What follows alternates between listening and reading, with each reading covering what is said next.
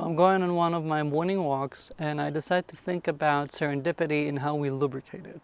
And I want to share with you, as I'm going to be walking around my neighborhood, a few of the ways I've seen serendipity come to pass, not just because of pure serendipity, but because I was prepared for serendipity and whatever that means. So let's start walking, and I'm going to share a few quick tips. First of all, what's serendipity?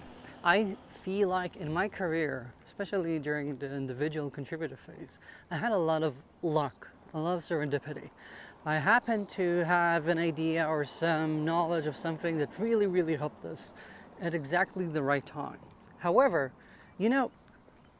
I realize now that it's not purely serendipity because I was ready. I was constantly lubricating the odds for successful serendipity to happen because I was always looking into things. I was always learning. I was always researching.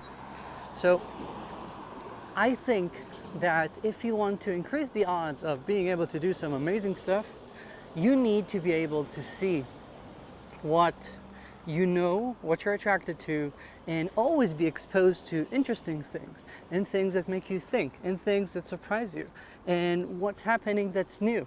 So you will be able to actually latch on the opportunity to do something creative and unique when it finally comes. And I'm gonna now move to a place with a bit more shadow and continue.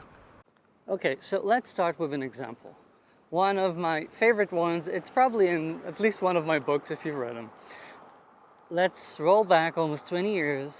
Computers, those boxes, still had CD trays in them.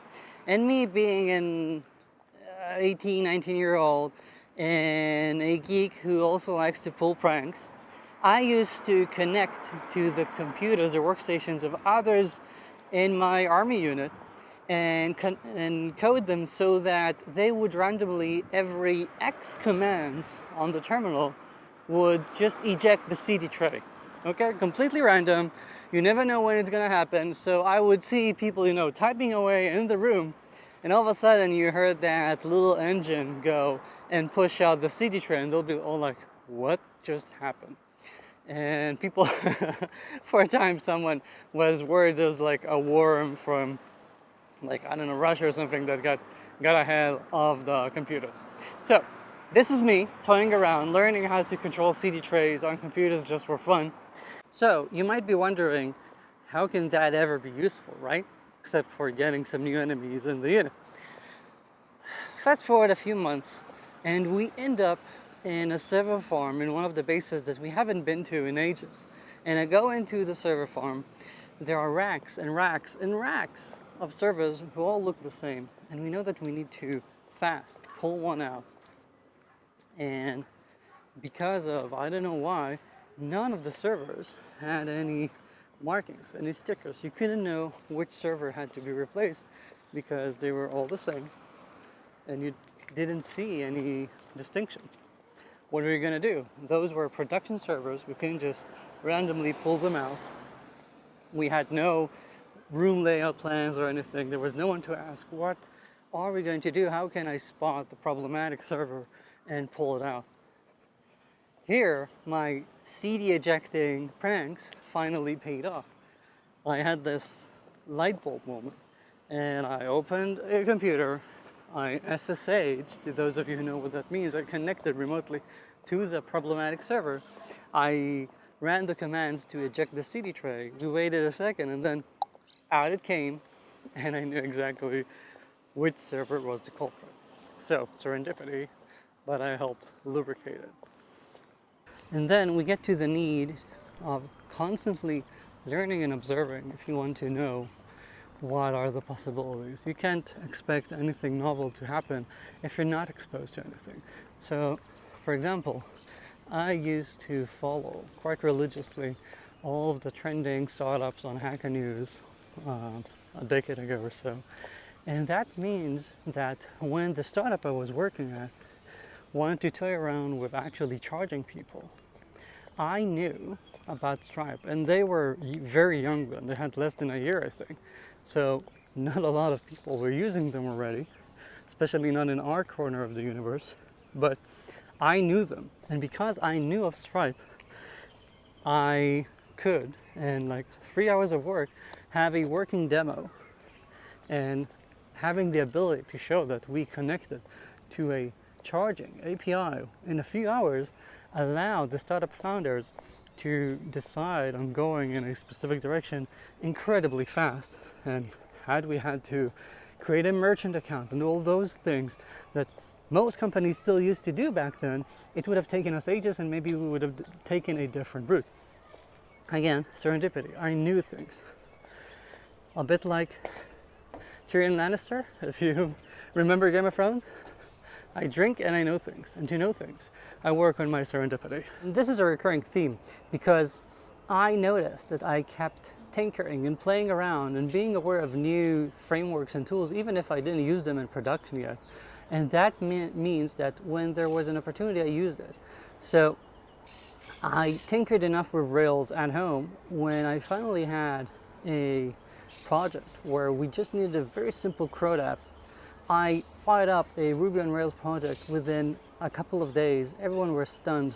Again, 10 years ago, we didn't have ChatGPT, and I remember sitting with my partner and something wasn't working out, and all of a sudden I'm like, and remember, I never wrote production Ruby before that. That was like my first day.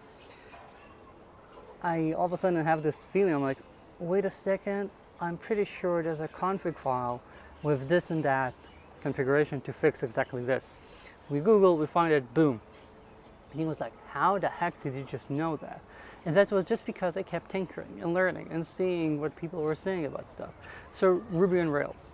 And there used to be this parse framework for mobile apps.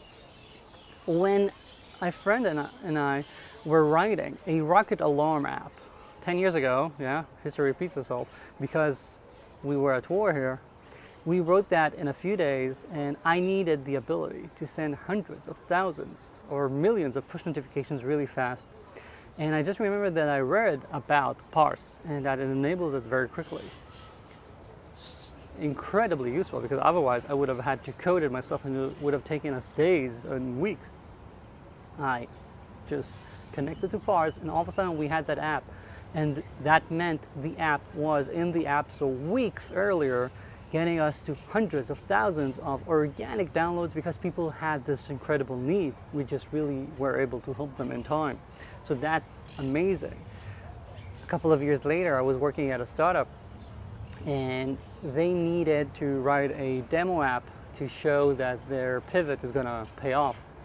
And again, I remember that I saw in the recent WWDC, the event where Apple announces the new APIs they have every year, that there's a new way for iCloud notification and synchronization that means you don't always have to have a server of your own, which means creating the demo app could be much faster. Again, we did that, and that saved us weeks, if not months, of development time. Why? Just because I knew that, just because I was aware of it. And one last example from the coding realm. Just a few months ago, I was helping a company, and they were telling me about this huge model they were writing to understand from videos and photos whether there's enough lighting when you're taking pictures in your app, whatever, never mind the details. And I'm like, are you sure that's necessary? I'm pretty sure Apple has now something in ARKit. Again, because I'm still following WWDC. And again, a quick Google, and what do you know? There's now a function that actually tells you whether lighting conditions are good or not. So, oh, we don't need to develop our own model. We don't need to spend weeks on that feature. Serendipity, being aware of what's happening, constantly being on the lookout, curious, and learning means that I'm able to spot those opportunities. How many of us are just in autopilot mode, doing what we're used to doing without thinking and looking to the sides? We're just looking straight and trying to get things done, as opposed to thinking, how can we improve things? Okay, I had to go back to walking because my Apple Watch was saying this wasn't a walking workout no longer, so I'm walking. Anyway, and there are ways of lubricating serendipity also, not just in the coding world, but in general in the world. So, for example, because I'm a consultant, because I work with dozens of companies, I talk to hundreds of startup founders and tech executives every year. And I have this short list of things I try and be aware of when I talk to people.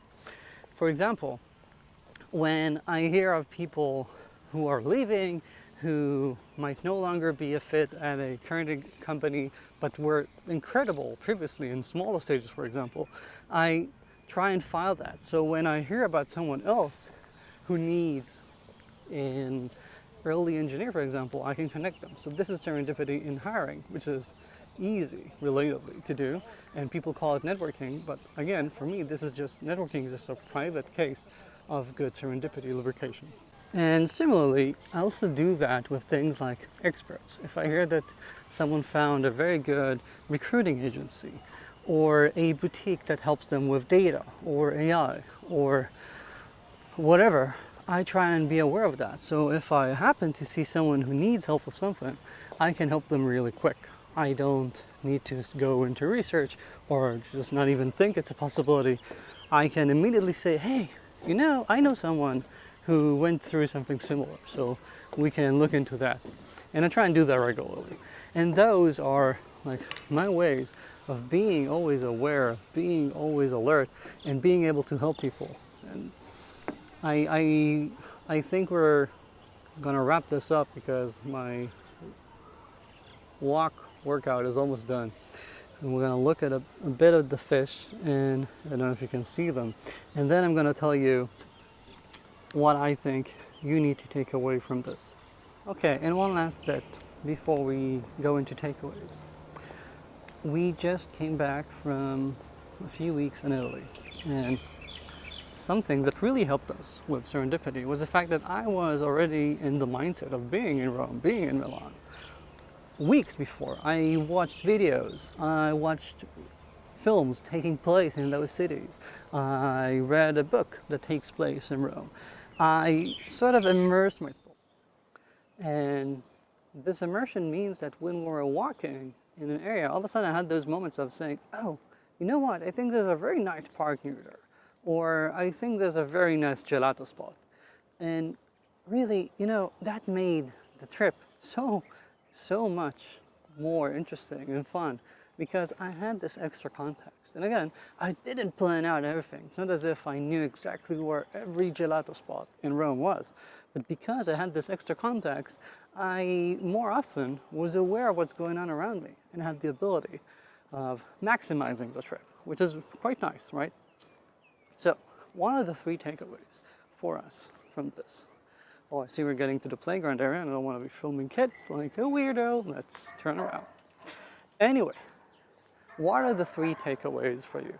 First, I think it's clear we ought to be curious. You have to constantly be learning new things, watching YouTube videos, being on podcasts, reading, asking people questions.